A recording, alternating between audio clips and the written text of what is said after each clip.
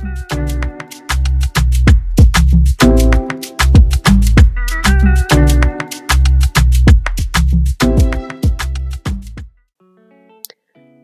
viral in December, medical student Ibe-Medical's illustrations will soon be published in a textbook.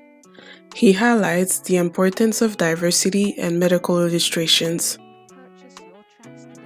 A 2014 study by researchers at the University of Wollongong, Australia, of more than 6,000 medical journal images noted that the vast majority of people depicted were Caucasian. More than a third were female, about 3% showed disabled bodies, and 2% featured older people. This invisibilization of non-white people in the medical community can have a real impact on their health to the point of being life-threatening. US studies that calculated the 5-year survival rate of people with skin cancer show that 92% of white people survived compared to 67% of black people. Black women are at least 3 times more likely to die from a pregnancy-related cause than white women, according to the Centers for Disease Control and Prevention from the United States. As per his LinkedIn profile, Ibe is passionate about contemporary illustration of black patients. He has worked assiduously to promote the use of black skin medical illustration in medical textbooks and public health materials. This has afforded him the opportunity to be featured in WebMD/Medscape, Maryland Neurosurgery, and Global Scalpels podcasts, and other reputable institutions globally. Hello everyone, our guest tonight is Mr. Ibe, who is a well-known personality because of his medical illustration. So let's welcome him with a big round of applause. Hi Ibe, how are you? I'm fine, thank you. And you? Yes, I'm great, thank you. So recently your medical illustration have gone viral around the world. What is your main motivation behind your work as an illustrator? All right, thank you for asking that. So my motivation behind my work is to create more representation for the Black people and to be able to advocate for equity in healthcare through medical illustrations. Great. Have you ever seen someone like you in a school book? Well, that's actually very rare. So from research shows that about less than 4% of drawings in medical textbooks are Black people. There are just a very little number of drawings of Black people in medical textbook and more white people. But for me personally, I have not seen it yet. I'm yet to see that. Yeah. But there are a couple of Black illustrations there. But you see, I found like it's not funny, but it's important to show also that the history of Black people is not only sum up in slavery and their hardship. And you live in Nigeria, right? Right. Yeah. I found that your message is even more significant because you live in a country where most people are Afro-Black, and the school book do not take into consideration Afro-descendants with the skin disease and any kind of health problems, which is unfortunate because in 2021 there are no excuse. Yes, that's right. Yeah, all right. But how did it make you feel to not see yourself reflected in school books? Well, generally, it's something. I mean, of course, for me, generally, who has always been drawing, generally, it's something that caught my interest. Yeah. You know, of course, some people didn't actually know that it was a problem. Some people were just, used to seeing white illustrations, and they didn't think of it as a challenge or as something difficult or something. That's been a barrier for a long time. Yeah. But for me, that has been an illustrator for a year and some months now. I realized that has been a problem, and that's why I worked towards addressing that. But I now understand that when people see themselves more, they tend to have an interest in that particular subject matter. So, for example, medical students in training who haven't had the opportunity to see themselves more in medical literature didn't really have the interest, or may not have the interest, in learning. And that's the premise of learning. That's the foundation of learning, when people could see themselves more. Because when the drawing went viral, I had a mother from the US reach out to me and said she showed the drawings to her children, and they said, "Oh, I see myself now. So now I have more interest to study medicine." Amazing how just black drawings can be able to influence decisions in choosing a career. So I think it has a great role in playing in medical student interest in learning.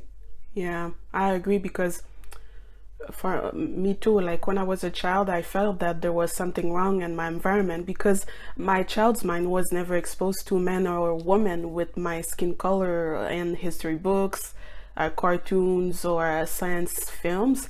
And unfortunately, this led to an inability to associate a black person with medical profession. And because of the fact that there's not visual role models and school book or different illustrations.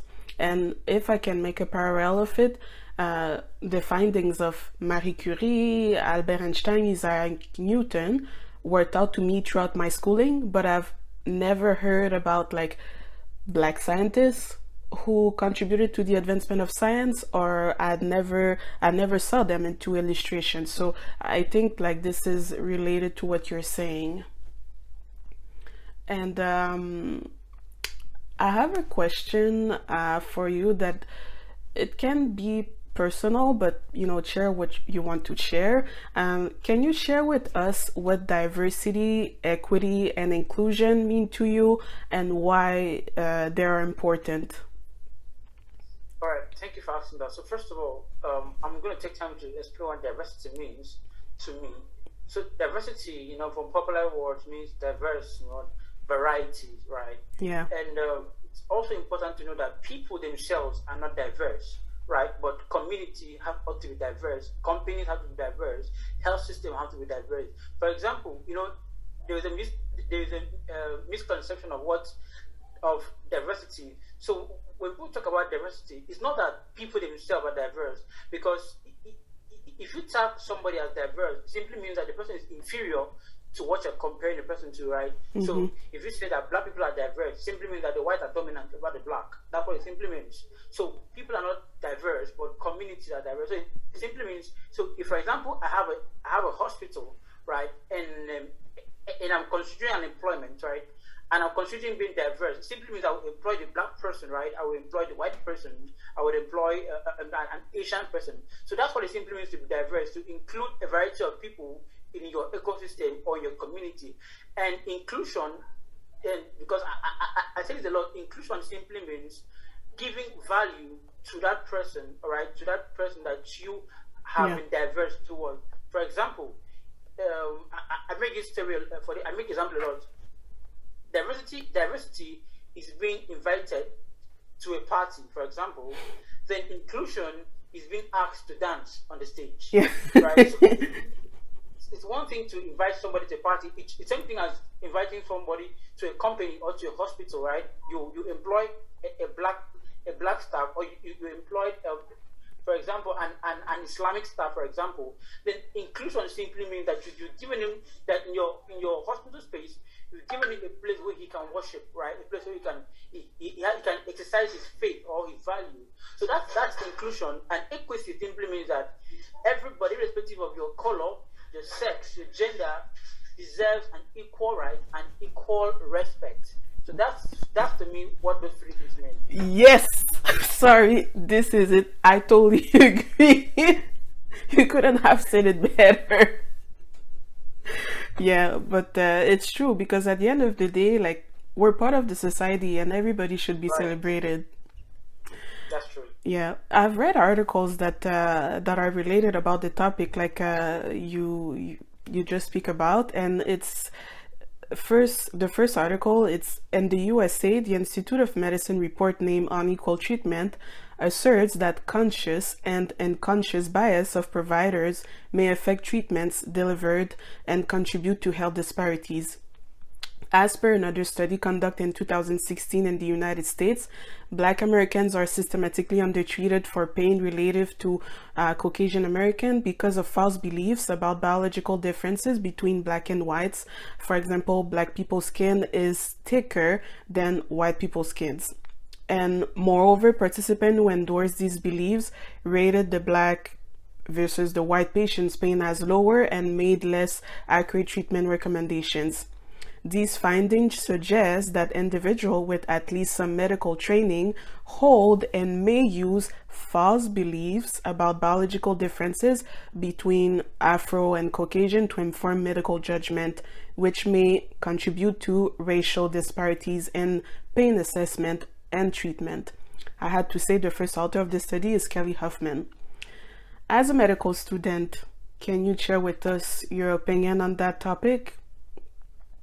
All right. So the issue of racial bias has been a long issue that people have been talking about for a long time, and it's amazing to understand that this is what's popularly called an implicit bias, right?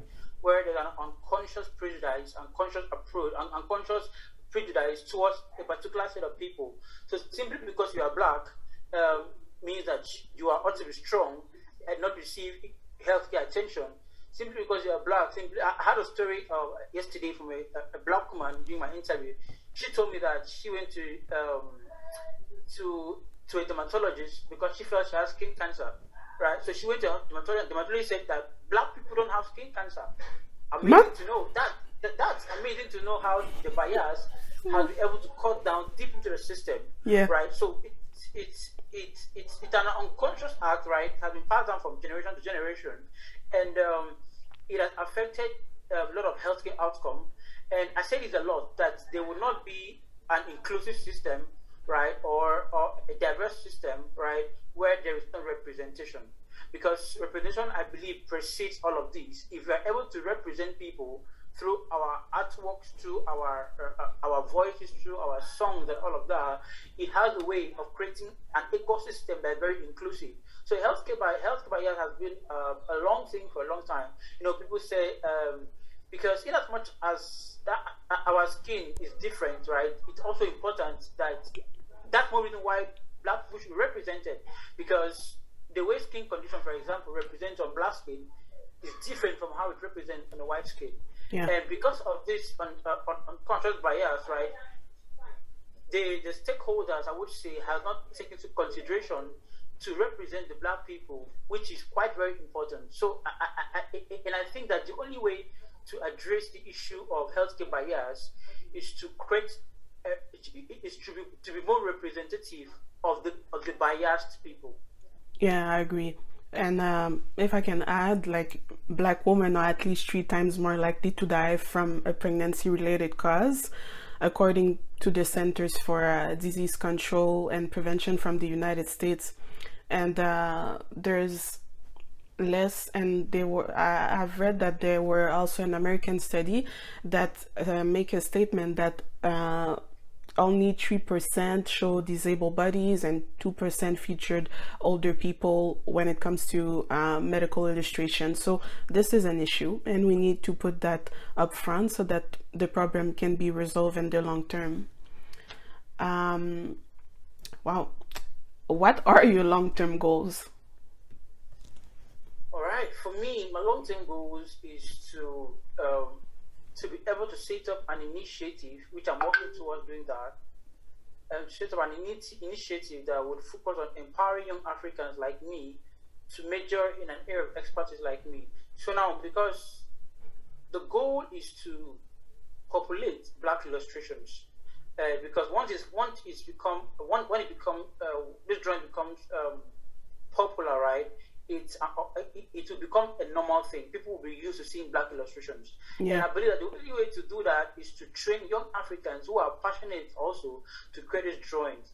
Because as a self-taught illustrator, I had to get a lot of challenges, I had a lot of difficulties in learning these things. And I want to be able to train young people like me to understand the process in creating art like this and to make this drawing popular. So basically, I have a long-term goal, and one of my goals also is to create medical textbooks, right?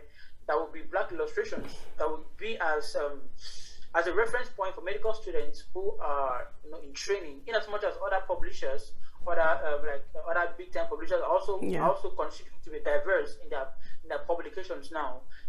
So for me, my long-term goals as a medical illustrator is just to focus on build an initiative that train people and to create textbooks, also partnering with a lot of writers, right, to create textbooks. So basically, those are the two major goals that I'm working towards. And it's going to be a long-term goal. It's going to be a long and long-lasting term goal. But it's worth it. We need that. And if you had a motivational message to share, what would it be? All right. So it would be use your word to create your existence, right? No. Because I'm going to share this story very quickly. It's a personal story. Some years ago, I was traveling to somewhere. Being passionate about medicine, I love medicine. I love how doctors dress and all of that. So I stood in front of a hospital to board a taxi to travel. And I looked back at the hospital and said, "Oh, how beautiful the hospital is." Mm-hmm. I hope someday I will be able to go into this hospital, right? It's amazing to know that same day, I actually went into the hospital, right? I actually went into the hospital. But not as a medical doctor or a medical student, but as a patient. Because while coming back, I had an accident that led me to that same hospital. Oh. Right? Then it was dawned on me that I had said something that related to that, but I didn't actually specify how was I going to hospital. Is it as a doctor or as a medical student? Then I understood that my words were my tools to creating my existence. So to everybody out there who wants to live a great dream, who wants to live a bright future, it's important that your words are powerful. And you have to use your words to create your future and to create good opportunities for yourself. Yes, that's true. Everybody has a talent, and it's important to use it for a better world in the long term. And I have quotes that's related to what you just said. A diverse mix of voices leads to better discussions, decisions, and outcomes for everyone, from Sundar Pichai. And when we listen and celebrate what is both common and different, we become wiser, more inclusive, and better as an organization, from Pat Waydors. That's so nice. Shizebere. Thank you for your time. It was great meeting you.